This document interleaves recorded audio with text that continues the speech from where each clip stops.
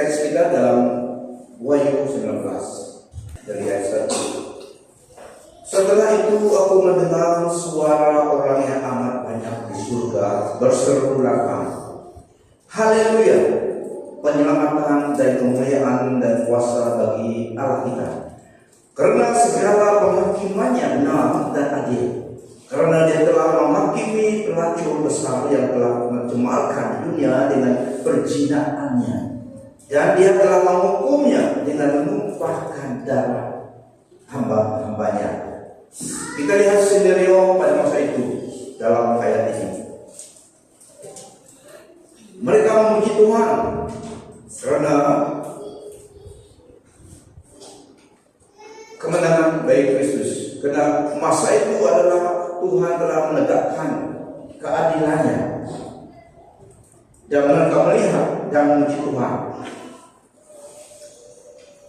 Setelah itu, kata Rasul Yohanes, aku mendengar suara orang yang amat banyak di surga. Ini adalah di surga, nyanyian orang di surga pada masa itu. Berseru lantang, Haleluya, penyelamatan dan kemuliaan dan kuasa bagi Allah kita, karena segala penghakimannya benar dan adil. Karena dia telah menghakimi pelacur besar yang telah mencemarkan dunia dengan perzinaannya, dan dia telah menghukumnya karena menumpahkan darah hamba-hambanya. Nah, ini adalah nyanyian mereka di surga pada masa ini yang akan datang. Mereka yang di surga memuji Tuhan karena Allah telah menghakimi dunia dan membuat pembalasan bagi mereka yang telah ditindas bagi kita. Karena saudara, kita di dunia ini memang kita bukan milik dunia. Jadi dunia tidak senang dengan lifestyle kita karena kita menyembah Tuhan. Jadi tidak dunia yang tidak kenal Tuhan suka. Jadi mereka yang di surga memuji Tuhan karena Allah telah menghakimi dunia dan membuat pembalasan bagi mereka. Dia yang membalas bagi kita. God revenge for us at this time. Yang kita ditindas, disusahkan oleh dunia, dan karena Kristus telah datang ke bumi memerintah. So mereka memuji Tuhan, Haleluya. Mereka berkata Haleluya. Asap api yang membakar pelacur besar itu naik menjulang selama-lamanya. 24 orang tua dan 4 makhluk itu sujud menyembah Allah yang bersemayam di atas takhta sambil berkata, Amin, Haleluya. Kemudian kedengaran suara dari takhta berkata, Pujilah Allah kita, hai kamu sekalian hambanya, dan orang yang takut akan dia, baik yang kecil maupun yang besar. Kemudian aku mendengar bunyi seperti suara orang yang sangat banyaknya, seperti deru air dan bunyi guru yang amat hebat, berkata, Haleluya, karena Tuhan Allah kita yang Maha Kuasa sedang bertata. Ayat 7 seterusnya, bergembiralah dan bersukacitalah serta muliakan dia, karena saat perkawinan anak domba telah tiba dan istrinya sudah menyediakan dirinya. Istrinya diberi kain linen yang halus, cuci berseri-seri untuk dipakai. Nah, untuk pengertian kitab Wahyu banyak yang simbolisme. Oke, so yang ini juga simbolisme. Kain linen yang halus melambangkan segala perbuatan benar yang dilakukan oleh orang saleh, yaitu orang kudus, orang percaya. Kemudian dia berkata kepadaku, tulislah, diberkatilah mereka yang dijemput ke jamuan kawin anak domba. Katanya lagi kepadaku, inilah firman Allah yang benar. So di surga pada masa itu ada pesta perkawinan anak domba. Untuk pengertian kita, Kristus adalah yang dikatakan situ dan orang percaya, gereja Kristus. Kita lah yang melambangkan istri anak domba itu. Ada pertemuan dan ada pesta di situ. Telah ada masa itu dalam bab ini orang percaya gereja Kristus kita sedang di surga. Jadi kita yang dengan Tuhan berpesta masa itu. Kita tidak lihat ini. Ini adalah event setelah pengangkatan gereja. Ini adalah event di dunia ini dikatakan masa The Great Revolution. Kita di dunia kita di surga, kita sedang masih di surga, kayak belum turun lagi. So event itu di dunia ini berlaku, tapi kita berpesta di surga. Dan ayat 78, bergembira dan bersukacitalah karena muliakan dia, karena saat perkawinan anak domba telah tiba dan istrinya sudah menyediakan dirinya. Istrinya diberi kain linen yang halus, suci berseri-seri untuk dipakai. Nah, kain linen yang halus melambangkan segala perbuatan benar yang dilakukan oleh orang kudus, orang saleh. Kita adalah orang benar karena Yesus adalah kebenaran kita. Amen. Kita tidak akan membuat kita benar sebenarnya lagi. Kristuslah yang kebenaran kita. Seseorang itu dikenal di hadapan Tuhan menggunakan kain linen ini adalah menerima Yesus sebagai Tuhan dan Juru Selamat. Dia akan mengcover kita. Dalam bagian firman Tuhan juga katakan, put on Christ. Kristuslah menjadi kebenaran kita. Dan kita tidak ada cemalnya, kita tidak ada nodanya. Makanya kita dikatakan menggunakan kain linen itu perbuatan yang benar.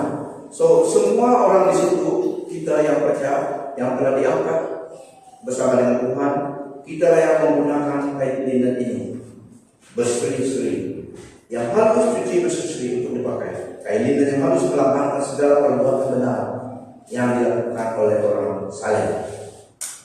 Nah, kita yang ada di situ, kita yang bersama dengan Tuhan di situ, kita telah komplit, kudus dan tidak ada cacat celah. Kita telah di surga, in the presence of the eternal God. Di surga kita lihat situ karena Kristus. Dan sekarang ini juga bagus kita lihat sesuai dengan bagaimana alamat kita. Kita adalah umat kepunyaan Allah dan dalam Yesus dia kebenaran kita. Meskipun kita masih di dunia ini, kita adalah milik Tuhan. Kita adalah umat yang kudus dalam 1 Petrus juga. Meskipun materialisasinya belum nyata dengan sepenuhnya, tetapi in God perspektif, kita yang dalam Kristus, kita adalah orang kudus, orang benar. Meskipun kita belum sempurna di sini, tapi kita adalah dalam golongan orang kudus, orang benar. Karena Kristus menebus kita, tua dan muda sama. Amin. Darah Yesus bisa membenarkan kita. Dialah lambang, dialah the banner kan. Yang saya kata tadi, semua kita adalah benar di hadapan Tuhan oleh Yesus Kristus. Meskipun kadang-kadang memang kita masih di dunia ini, kita rasa memang tidak layak kepada Tuhan. Sebenarnya kita layak oleh Yesus dan ada Juru Selamat kita, menebus kita. Kita harus conscious apa yang Tuhan lakukan. If we underestimate, merendahkan apa Kristus lakukan untuk kita, itu adalah is an insult to Him, to God. Jika kita katakan belum cukup pekerjaan Tuhan menguduskan, membenarkan saya, karena perasaan kita begitu tidak. Perasaan kita boleh menipu kita, tapi kebenaran firman Tuhan itulah yang jaminan. Tuhan mengasihi kita, Allah mengasihi kita. Buktinya kayu salib. Dan Yesus telah mencurahkan darahnya, memberi kita pengampunan. Kalau iblis menuduh kita, tapi kalau kita berdosa, kita bertobatlah, itu saja jalan berdosa. Jadi tidak ada ground iblis menuduh kita. Karena darah Yesus menebus kita. Ini kebenaran yang memerdekakan hati kita sebagai orang percaya. Kadang-kadang kalau kita menyerah kepada tuduhan, perasaan, pikiran ataupun bisikan iblis, kita sebagai orang percaya menjadi memihak iblis pula, tidak memihak kebenaran. Padahal Kristus sudah menebus kita, melayakkan kita menyembah Tuhan. Meskipun perasaan kita mungkin tidak mau menyembah Tuhan, tidak mau mengangkat tangan, tetapi sebenarnya jangan ikut itu. Kita boleh angkat tangan bebas menyembah Tuhan. Itu adalah pelayanan kita bagi Tuhan. Sacrifice yang Tuhan mau. Firman Tuhan ini adalah untuk kita. Pujian penyembahan adalah untuk Dia. memuji Tuhan, kita memberi bagiannya. Dialah yang menerima pujian penyembahan kita, bukan kepada manusia. Itu bagian Tuhan, kita menyembah Tuhan dengan tenaga kita, dengan apa yang ada pada kita, suara kita. Dan firman Tuhan ini adalah untuk kita, bukan untuk Tuhan. Karena ini firman Tuhan untuk kita, bukan untuk dia lagi. Karena dialah yang memberi kita firman-Nya. Pujian penyembahan itu dari kita kepada dia, itu untuk dia. Ya, walaupun kita di depan manusia, itu pujian penyembahan adalah untuk Tuhan, bukan untuk manusia. Meskipun orang senang, meskipun orang dijamak, itu adalah pekerjaan Tuhan. Tetapi pujian penyembahan kita, Tuhanlah yang miliknya. It is for Him. Adoration kita, it is for Him. Firman Tuhan untuk kita. So mereka memuji Tuhan, dan yang di atas di surga adalah kita pada masa itu. Orang kudus, karena Yesus adalah kekudusan kita.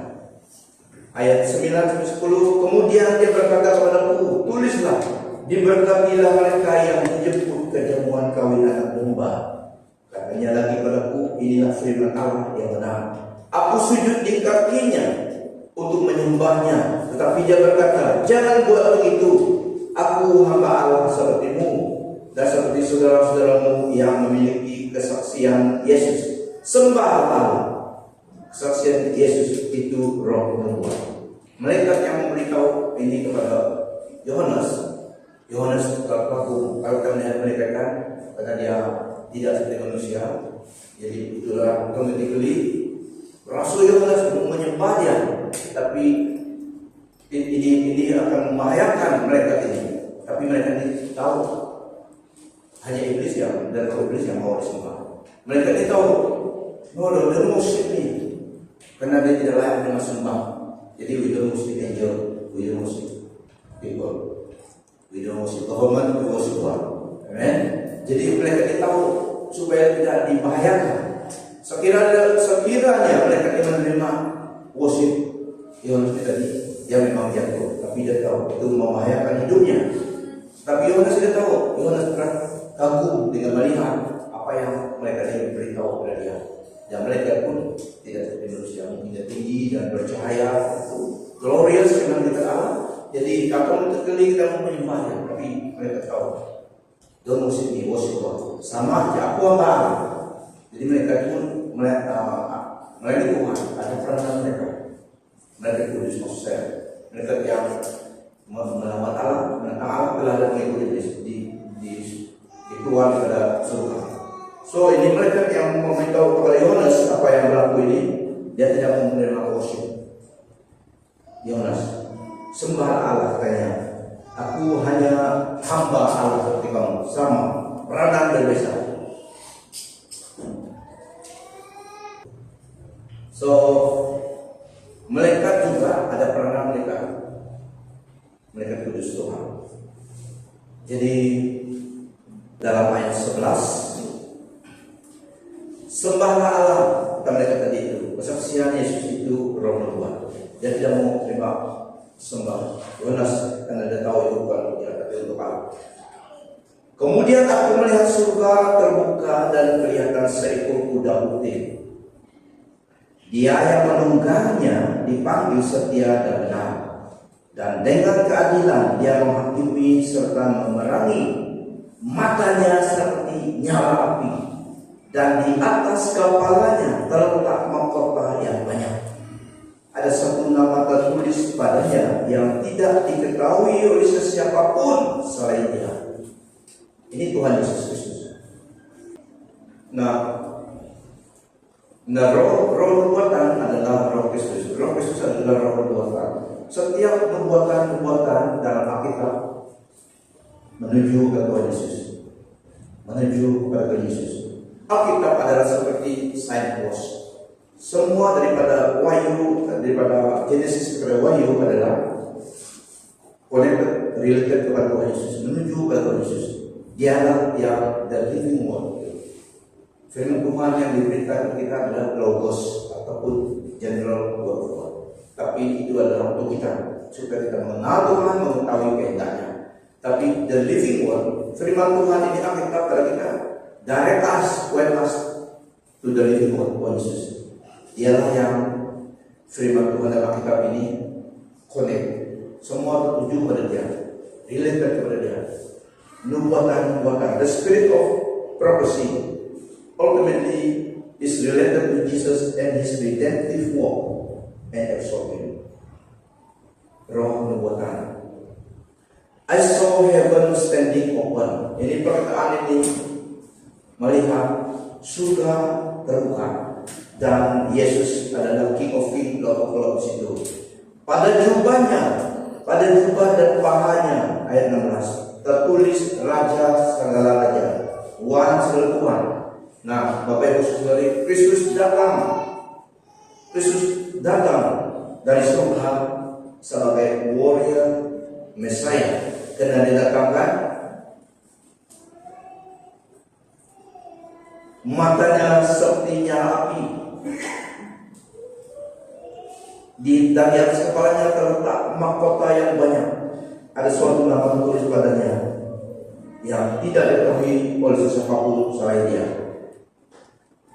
Dia yang menunggang kuda, kuda putih itu, dipanggil setia dan benar, dan dengan keadilan dia menghakimi dan memerah. So dia adalah Messiah dan warrior. Dia datang sebagai warrior. Tuhan Yesus Kristus, dia datang memerang pada masa itu. Dia akan datang dari surga ke dunia ini. Dan kita lihat sesungguhnya segala tentara surga berpakaian kain linen halus yang putih bersih, menunggang kuda putih mengiringi dia. Kamu pun ada satu kuda putih, siapa satu? Kalau belum atas kuda, nanti atas kuda putih semua. Kita yang disebut the armies of heaven. Bagaimana kuda putih itu? Your boss, kuda kita ada. Datang dari surga ke dunia ini. Yang setia dan benar, ia menghakimi dan berperang dengan adil. Ia sudah datang kedua kalinya, tidak datang menjadi bayi lagi, tidak. Dia datang menjadi raja, memerintah dan warrior. Dan dalam konteks ini dia datang memerangi, mengalahkan orang dunia yang menolaknya, yang melawan dengan dia, berlawanan dengan dia, termasuk iblis. Kita lihat seterusnya. Saya ulangi ayat 14. Segala surga berpakaian kain linen halus yang putih bersih, menunggang kuda putih mengiringinya. Ini yang ini literally atas kuda, literally turun dari surga ke kuda. Ini heavenly host, tak perlu tinjak tanah pada masa itu. Dari surga riding on the cloud. Wow. Bayangkan kamu dan saya menunggang kuda putih berjalan atas awan-awan biru turun ke dunia ini. Ini actually apa? Terhadap Tuhan supernatural, Allah yang Maha Kuasa melakukan ini. Kalau waktu lalu Christmas kan ada waktu lalu Christmas itu, Allah dia itu bukan itu orang ini saja, orang bukan saja. Itu just imagination, tetapi itu sebenarnya ada kebenaran. Pada masa ini nanti literally atas kuda terturun, riding on the cloud, sampai ke bumi ini dari surga. Ini kuda dari surga, kuda putih, white horse. And then just imagine, wow, kamu ada satu, sama-sama menunggang bersama dengan Tuhan, mengiringi Tuhan datang ke bumi setelah dari surga turun ke bumi. Ini adalah masa Tuhan akan memerintah 1000 tahun, tapi harus clear semua. Orang-orang jahat dibunuh, Tuhan membunuh semua orang yang menentang dia. Jadi Tuhan kita adalah warrior, bukan juru selamat saja. Dia adalah God of warrior, menghanguskan firman Tuhan juga, menghancurkan, membunuh orang yang melawannya, termasuk iblis dan nabi palsu. Meskipun dia God of love, ada yang menggunakan salah karena mereka manipulasi firman Tuhan. How come God punish kill people? Tuhan tidak mau bunuh orang sembarang. Dia memberi hidupnya mati di kayu salib menebus manusia. Dia yang mati ganti kita, tapi dia hidup kembali supaya dia hidup selamat. So final day, memang dia adil dengan penghakimannya. Masa ini dia sebelum memerintah 1000 tahun damai dunia ini, yang musuh dia hapuskan semua. Dia hapuskan, kita lihat. Dia datang sebagai warrior, sebagai raja. The armies of heaven, termasuk kita, mengiringi dia. Kalau kita lihat jumlahnya berlaksa-laksa malaikat, itu juga orang kudus dengan Tuhan.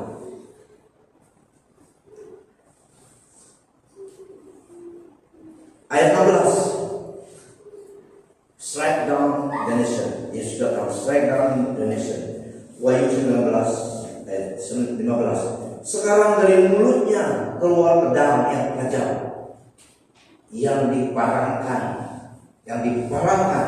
kepada segala bangsa. Dia sendiri akan memerintah mereka dengan ketok besi. Dia sendiri menginjak pengiring air aku, kemuliaan Allah yang Maha Kuasa.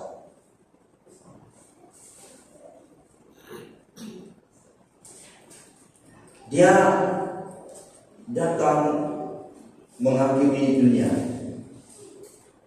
Dari mulutnya keluar pedang yang tajam untuk diparangkan pada segala bangsa yang menolak dia. Bukan bayangan kita seperti, bukan literally pisau itu dari mulutnya, tidak. Dan itu kuasa dari Tuhan yang menghancur.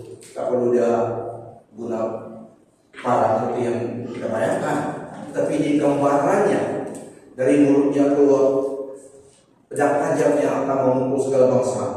Karena dari dia kuasanya di mulutnya akan menghancurkan seperti pedang, membunuh semua, menebaskan semua mereka, dan mengembalakan mereka dengan gada besi, maksudnya yang diaku tadi dia memadili mereka dengan justice dan firm judgment. Tidak ada mercy lagi. Pada masa ini tidak ada kemurahan lagi, tidak ada belas kasihan kepada musuhnya lagi. Karena ini adalah masa pembersihan dan murka Allah disempurnakan. Seperti memeras anggur dalam bilangan anggur, yaitu kegemaran murka Allah yang Maha Kuasa. Biasanya darah itu kan terkeluar daripada semua manusia. Kita lihat nanti kalau ada burung berpesta lagi. So, Kristus datang bersama dengan kita.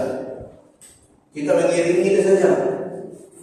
Tidak ada siapa yang tertutup, tapi Yesus membunuhkan semua mereka pada masa itu. Dialah yang berkuasa. At His word only, as His breath. Manusia dalam tangan yang diciptakan itu mati semua. Seterusnya ayat 19-20. Maka malaikat itu menggunakan sabitnya. Kita lihat dalam Wahyu 14 ayat 19 sampai 20. Ini adalah gambarannya juga pada masa itu. Wahyu 14 19 sampai 20. Maka malaikat itu menggunakan sabitnya untuk mengumpulkan busa anggur di bumi.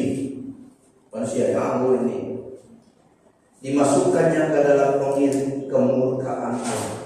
Pengiring itu diinjak di ruang kota, lalu darah mengalir keluar setinggi kekang kuda dan sejauh 200 batu. Wow, darah yang keluar waktu Tuhan menghukum membunuh semua manusia yang menolak dia pada masa itu. Tinggi kuda berapa? So menurut itu tinggi sampai ke kekang kuda. Cukup tidak kekang itu sampai mana? Kekang sampai leher atau kekang? Apa kekang? Oh, tidak kekang. Dalam iblis pada alam. So sampai ke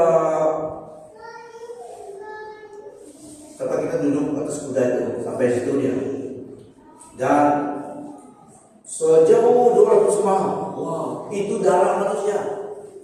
Seperti sungai. Sungai dalam sana. Ini dalam lagi. Tinggi ini.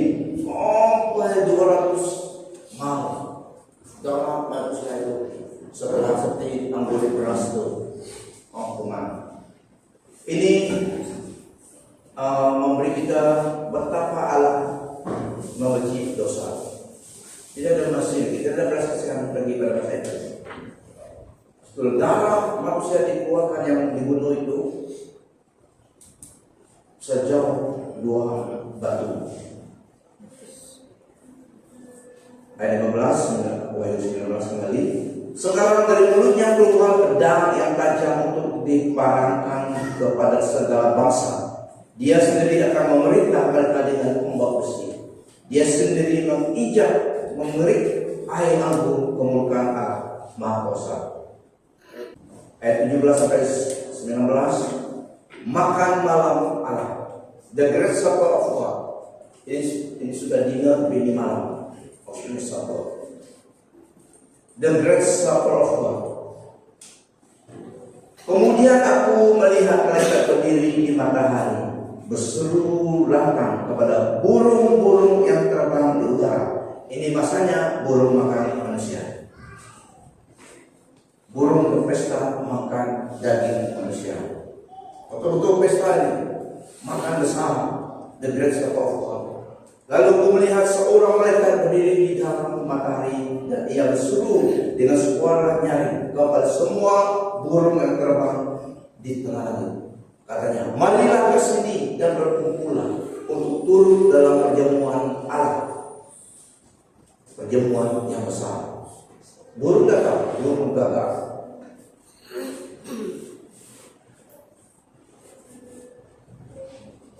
Kamu akan makan daging raja, panglima, orang berkuasa, kuda dan penunggangnya, dan semua orang, baik hamba maupun mereka, baik kecil maupun besar. Aku melihat binatang itu, raja-raja dunia dan tentera mereka berhimpun untuk memerangi Dia yang berkuda itu serta tenteranya.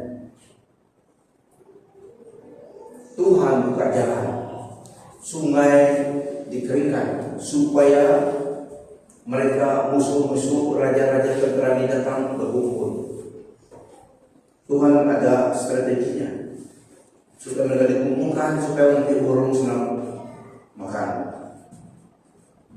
Mereka datang untuk melawan Tuhan serta kita tenteranya, tapi itu location, dan Tuhan sengaja buat rencana supaya mereka semua terkumpul dalam satu tempat ini. Aku melihat binatang itu, raja-raja dunia dan tentera mereka berhimpun untuk memerangi Dia yang berkuda itu serta tenteranya.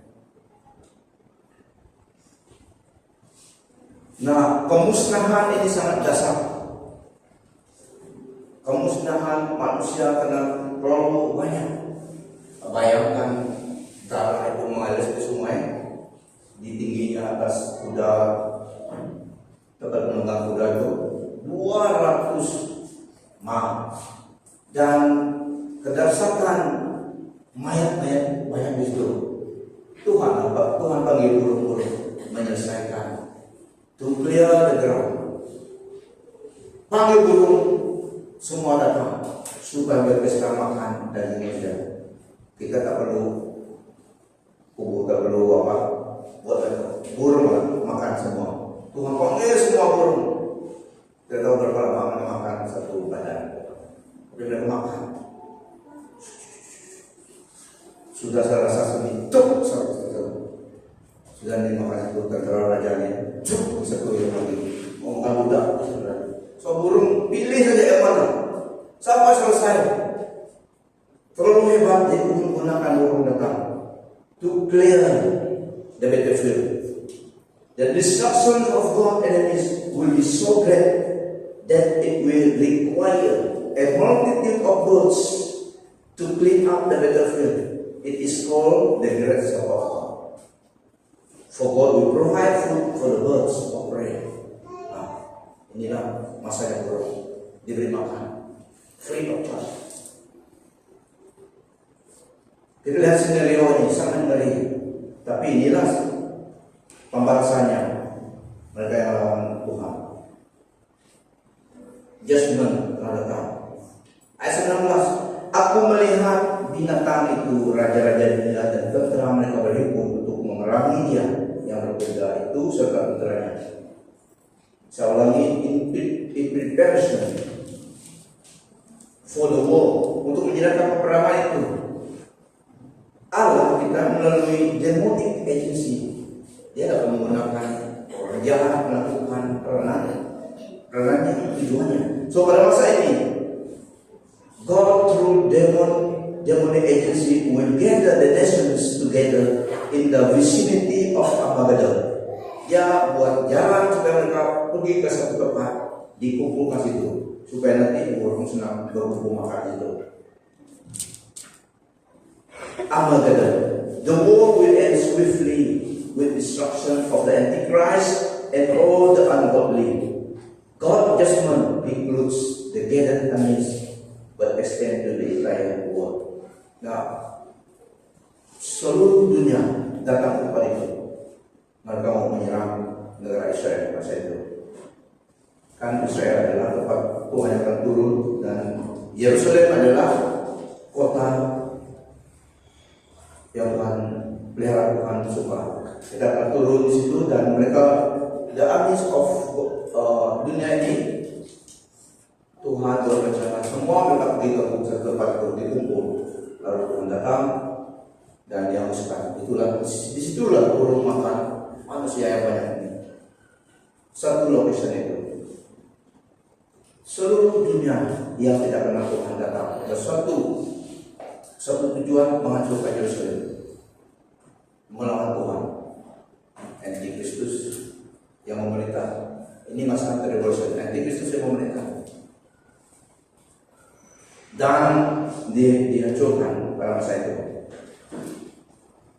Kita lihat ayat 20. Kemudian binatang itu ditawan, dan bersamanya nabi palsu yang mengadakan berbagai tanda di hadapannya, dan dengan demikian memperdaya orang yang telah menerima tanda binatang itu serta orang yang menyembah patungnya. Kedua-duanya dihumbankan hidup-hidup ataupun dibuang hidup-hidup ke dalam lautan api yang menyala dengan belerang. So keduanya hidup-hidup ditangkap, dibuang ke dalam api lautan api itu, binatang dan serta nabi palsu itu. Mereka melakukan dari sini. Kemudian binatang itu ditawan dan bersamanya nabi palsu yang mengadakan berbagai tanda di hadapannya, mujizat. False prophet melakukan, Antichrist dan false prophet melakukan tanda-tanda ajaib di hadapan manusia, sehingga manusia yang tidak kenal Kristus yang menerima tanda-tanda itu dikelirukan dan disesatkan. Nah, mereka melakukan mujizat pada masa itu sehingga orang mengikut percaya. So kita lihat juga gambaran ini. Sebagai orang percaya, kita harus mendasari iman kita kepada kebenaran firman Tuhan. Bukan hanya semata-mata melihat mujizat ataupun perkara ajaib yang dilakukan oleh manusia. Memang ada yang Tuhan pakai yang melakukan mujizat yang luar biasa.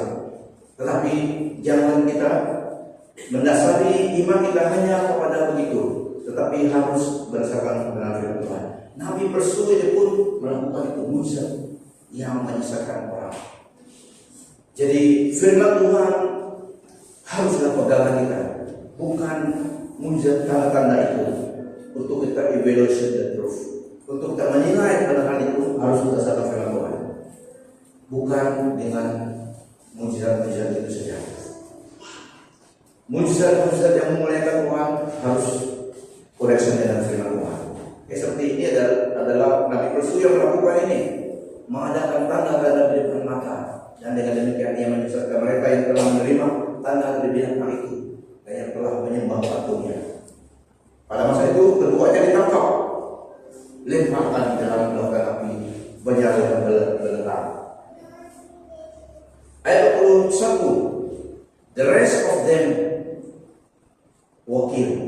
Yang lain dibunuh dengan pedang yang keluar daripada dia yang berkuda. Burung-burung kenyang makan daging mereka. Kita hanya Tuhan Yesus yang melakukan serangan kuasanya. Kita ikuti saja. Dan semua mati. Makanya burung berkumpul makan daging manusia. Jadi semua orang yang tidak percaya, semua yang tidak selamat tadi, semua dibunuh di dunia ini. Semua dihapuskan. Tidak ada satu pun yang tinggal. Sebelum Tuhan memerintah 1 tahun itu, dia harus beliau semua orang yang menentang dia pada masa itu. Dan kita lihat terusnya, pada masa tribulation itu, pada masa yang sukar di dunia ini, tidak hamba Tuhan, tidak ada pesta yang preaching lagi. Malaikat yang berkhotbah, malaikat Tuhan lah yang datang dari surga sana di atas udara. Mereka lah yang menyampaikan the same gospel. Alkitab ini, mereka yang bersaksi kepada manusia, tidak manusia lagi, bukan hamba Tuhan lagi. Presiden dari surga ada itu. Dan mereka adalah yang sambung bersaksi kepada orang dunia pada masa tribulation itu. Malaikat Tuhan. Kita lihat,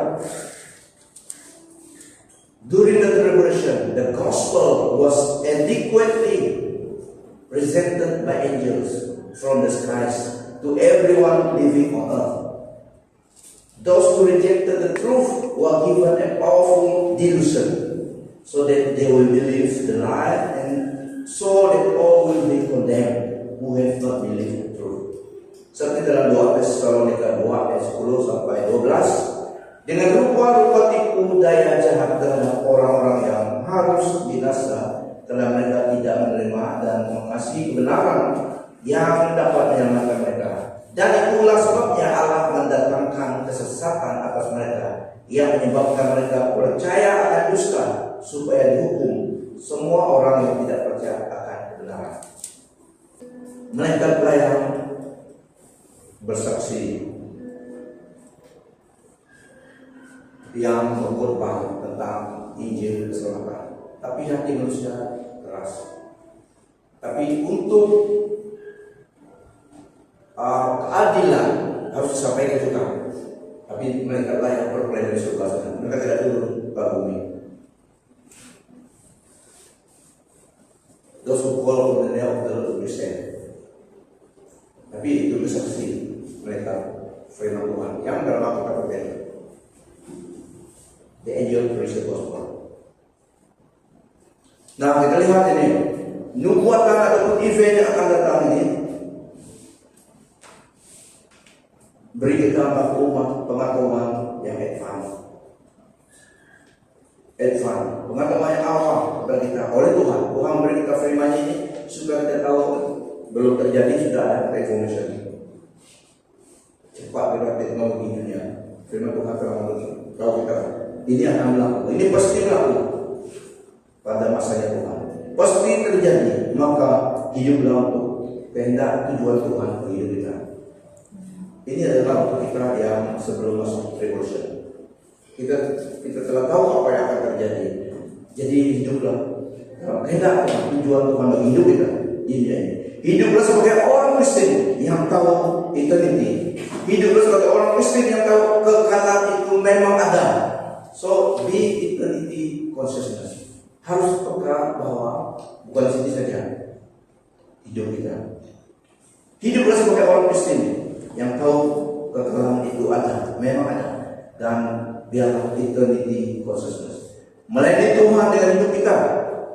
Melayani Tuhan dengan hidup kita masing-masing, dengan peranan-peranan kita masing-masing. Jadilah lifestyle Anda. Inilah lifestyle orang Kristen yang adalah basic lifestyle, yang adalah amalan kita, yaitu berdoa, membaca Alkitab, ikut kebaktian, sapa pelayanan Tuhan, sapa hamba Tuhan, bikin generasi Tuhan. The Kristen doa ini. So ini lifestyle orang percaya di dunia ini. Bersaksi kepada orang lain sebagai orang yang percaya Yesus. Bersaksi kepada orang lain tentang Yesus, tentang Injil Kristus. Ini basic lifestyle kita dunia ini. Sementara kita nantikan masa itu, masa pengangkatan kita ke surga. Setia kepada Tuhan. Bukan di sini saja. Look up to eternity. Ini pasti akan datang. Karena itu, kalau kamu dibangkitkan bersama dengan Kristus, carilah perkara yang di atas. Ini dalam Kolose 3 ayat 1. Karena itu, kalau kamu dibangkitkan bersama dengan Kristus, carilah perkara yang di atas, di mana Kristus ada, duduk di sebelah kanan Allah. Pikirkanlah perkara yang di atas, bukan yang di bumi.